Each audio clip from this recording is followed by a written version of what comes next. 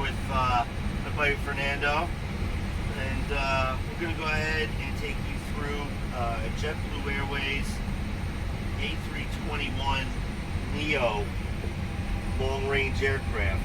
We use this to fly over to London, and you'll see a sticker over here that says ETOPS, and that means that we are flying extended operations, which keeps us at about, we're authorized for 180 minutes away from any near suitable airport.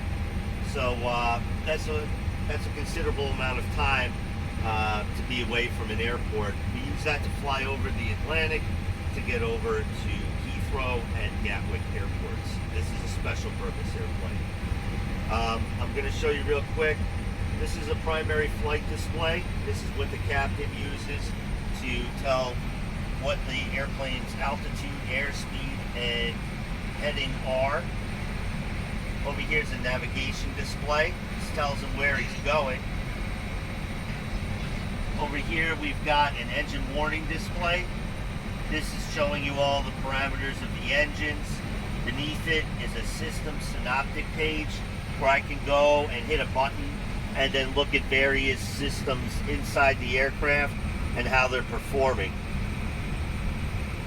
The aircraft itself is very advanced. Back in the old days, there would be a third seat. When you look in this cockpit, you've only got two, and this is what most modern aircraft look like now. I used to work on a 747 that was built in 1972, and there'd be a third seat right here with a humongous panel full of switches and dials where someone would be handling the management of all the systems of the aircraft. But through automation, now two people do the job of three, and the automation is what makes the flight engineer no longer needed. These are the thrust levers. You'll apply power with these to take off. Pitch trim wheel, that's for the horizontal stabilizer. I'm going to go outside in a minute and show you what those are. These are the engine master switches, on, off. Over here is a free fall extension handle. We use that in case we lose hydraulic pressure to manually extend the gear. There's a cable that goes downstairs. I'll show you the landing gear in a minute. This is the FMGC and the MCDU. This is where the pilot manages all of his auto flight details, including his flight plan, fuel predicted, and up here is the autopilot panel. Pretty much 90% of the time the aircraft is in the air, better than 90%, it's on autopilot. Over here is a landing gear selector lever, and then down here is a DCDU. We use this and we can actually text ATC rather than calling them on the radio, which is pretty cool. Over here, you'll notice there is no yoke in the middle of this airplane. It's got a side stick. So it's all fly-by-wire. It's controlled by computers. And then over here are the rudder pedals. That'll move the rudder, and it also serves as the brakes. If you use your toes and press down, the brakes will engage and slow the aircraft. So with that, kind of look inside the cockpit. You'll notice that there's a lot of circuit breakers. These protect all of the systems that operate the aircraft. All that automation is powered by computers that are out of sight right now. They're downstairs. But these breakers are what keeps the electrical system safe. If something was to go wrong, it would pop out, and then we would receive a message up here on our engine warning display. Let's go ahead and just walk through. This is a special aircraft. It's equipped with Mint suites. So these are used, this is our premium product, and this is called the Mint Studio. They use this to fly over to London with. Very large seating areas, very large screens. As we make our way through the cabin, we wind up in the core section. This is where I fly. Got some lighting up here that's new. As we go in the back, we're heading to the lavatories. Everybody's favorite. Now, as part of being an aircraft mechanic, unfortunately, repairing the lavs is one of your duties. They don't tell you that when you get here. And we'll go through the galley. This is where all of the ovens are. We've got chillers. We've got everything that you need to serve for a large group for over 7 hours of flight. Go outside real quick. While we're making our way outside, does anyone have any questions that I could answer?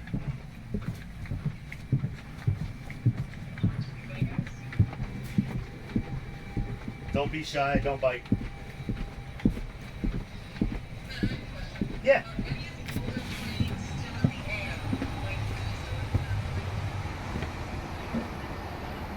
No, there's still some that are operating. They're terribly inefficient and don't really make for an economical choice for an airline anymore.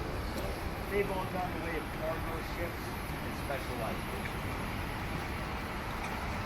All right, so we're outside, and now we're going to look at the fuselage of the airplane. And what you're going to notice is you've got pitot probes, and then you've got static ports over here. So if you want to know how high you are above the ground using pressure altitude, you use the pitot, well actually you use a static port for that. The combination of pitot and static is what tells you how fast you're going. But then it also has to be compensated for altitude and temperature. So we have temperature probes that help us do that. Over here you're going to see angle of attack vanes, and that tells you the aircraft's pitch relative to wing. Over here we have the nose gear, and then the nose gear is, we use this for steering. This is a steering cylinder right here. There's a tiller in the cockpit that sends a hydraulic command, and then it'll move the wheels left to right. We have all LED lights now, high intensity, so that means low maintenance. This is a ground power connection. So right now we're on ground power. It's hooked up to a unit over here, and that means that we don't have to run the auxiliary power unit for fuel. Very helpful. The very front of the airplane, you see the radome underneath. You've got the weather radar. You've got a couple of antennas. Other smaller antennas. These are DME and ATC antennas. DME is distance measuring equipment. When you're over here, look underneath, this is where your bags ride while you're in the cabin. That's the forward cargo compartment. As we make our way through the fuselage, you see a couple of scoops over here. These are the air conditioning packs. And this is what cools and pressurizes the cabin. The air that cools and pressurizes the cabin comes from the engine. And then it's sent through the units that are inside this panel, and then it goes up into the cabin with regulated pressurized air. Over here, we're going to look at the leading edge. This is called a slat. And then in the back, you have a flap. These are lift augmenting devices. This allows the aircraft to maintain stability at slower speeds. Before you take off, generally what you see are the slats extend and the flap come down just a little bit. And then that's what you're setting for takeoff. When you're landing, you'll see the slats come all the way out and the flaps come almost completely down. And that helps, that increases the size of the wing and produces more lift. Over here you have the main landing gear. This gear is going to go ahead and absorb all of the weight of the aircraft as it touches down on the ground. These are the brakes. They're carbon brakes. Much like race cars, they can absorb incredible amounts of heat, and they're very effective. We can get a pretty good life cycle out of these brakes. This is the strut, and then this is where it attaches to the wing. That big cylinder up there, it extends. This arm here folds in, and then the whole gear assembly, this door opens, and then the whole gear comes up and into the aircraft. There's a fairing on the outside that keeps it aerodynamically smooth, so that we don't induce drag by having the gear up. This is a geared turbofan engine made by Pratt & Whitney.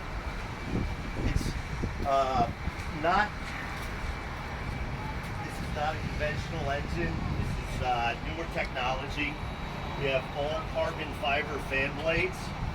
And what's special about this engine is not only the size of the fan, which is huge, I can stand up in there, but the fuel savings that it produces for the airline.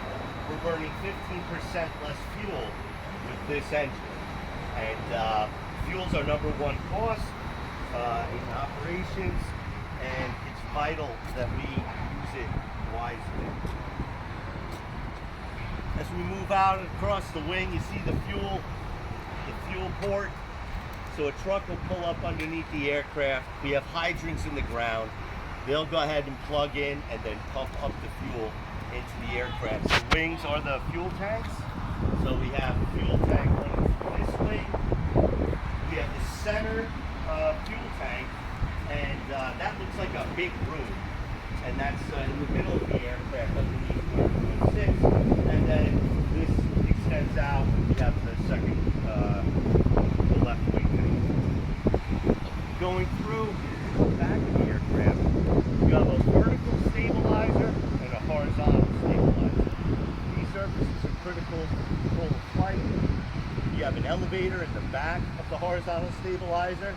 That's what produces pitch. You have a rudder in the back, just like a sailboat. It produces yaw, which is nose left, right. And then over here we have the ailerons. And the ailerons are what allow the roll.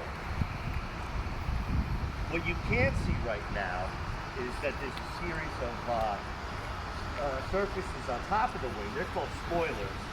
They'll come up in flight to augment the ailerons, and then they'll come up all the way once it's time for landing to help build the lift of the wing and reduce drag, which keeps the aircraft landing to the ground while it's slowing down.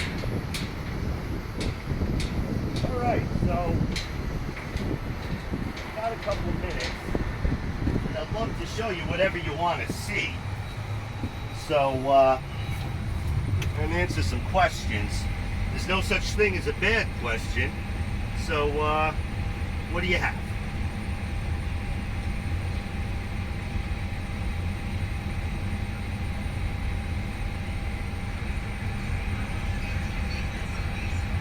So we have a maintenance program that requires us to come out and perform maybe something like 1,400 tasks that are due on the aircraft at specific times, and that's just a rough guess. But we come out, we maintain them. We have service checks we do every 3 days. We do weekly checks, and then in 7, and then we'll go ahead and do more scheduled maintenance. Probably. I want to say about like every 750 hours. So we wind up doing it. We're touching airplanes every day. And each one comes in with different needs. We work out of an aircraft logbook. And the flight crew, as they fly and encounter difficulties, they'll go ahead and they'll write up an item in the logbook. And then we'll go ahead and do our work and then sign it off.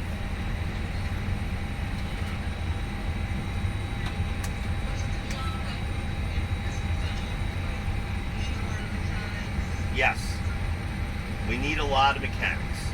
The job pays very well.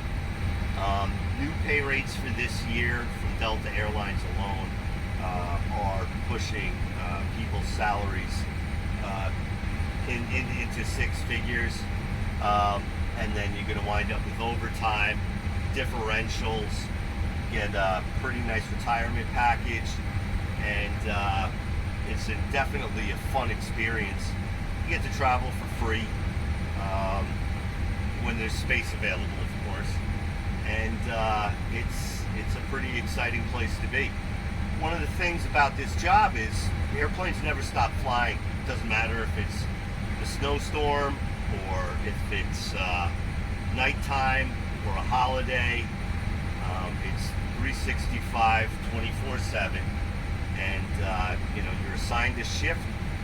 You wind up with, when you start off, probably some midnights with some weekdays off. But in a large space like this, you could find yourself on day shift in the matter of a couple of months.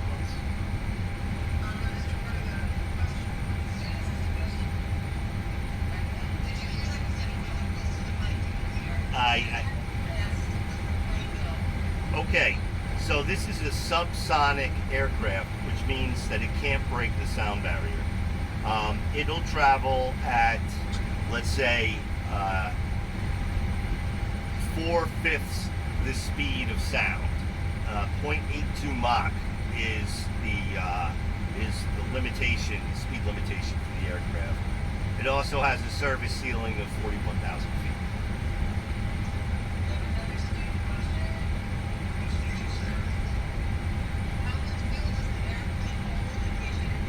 Okay, so depending on the configuration of the aircraft will determine, and I'm going to just show you real quick.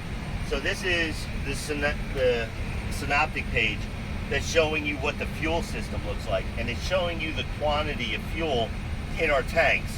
Right now, we have fuel on board is 9,200 pounds. We measure everything in the aircraft in pounds, and what we'll do is jet fuel on an average day weighs about 6.7 pounds per gallon. So with this aircraft, it's equipped with two auxiliary fuel tanks that sit in the cargo compartment, and they go ahead and they feed the center tank and then the outer tanks. So this airplane, and correct me if I'm wrong, this is 60. It's got to be somewhere roughly around 60,000 pounds is what we're looking at. So that'll equate to just shy of maybe about like 9,300 gallons, give or take, for a full load.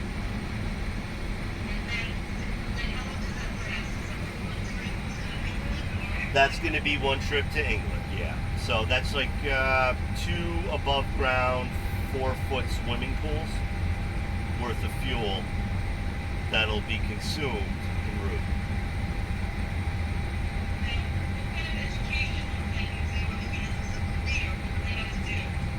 So I got my start over at I grew up on Long Island, so I went to LA Wilson Tech. I was at Harbor Fields. I went to LA Wilson Tech. They had a program through Western Suffolk BOCES over at Republic Airport. I believe they still offer it. And at 11th grade, you can go, you speak to your guidance counselor, tell them that you're interested, and then they'll they'll get you signed up, and you go out to the airport, and that's where you'll start your A&P training. A&P is your airframe and power plant license, and that's what enables you to repair aircraft. So it's about a 2.5-year process, start to finish. If you start in high school, you're getting part of your license for free, which is what I did. And you spend half the day at the airport, you spend the other half of the day over at high school, and you're doing all your core classes. And then you go ahead and get out of there, go ahead and continue on with the adult program. Go straight through, and you wind up, you study hard, you'll take some tests, and once you pass them, you'll go ahead and get your license. That now enables you to apply for jobs in aviation maintenance.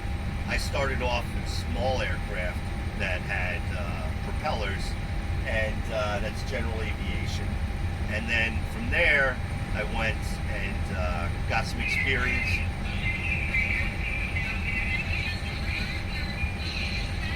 All right. Bye, guys. Thank you.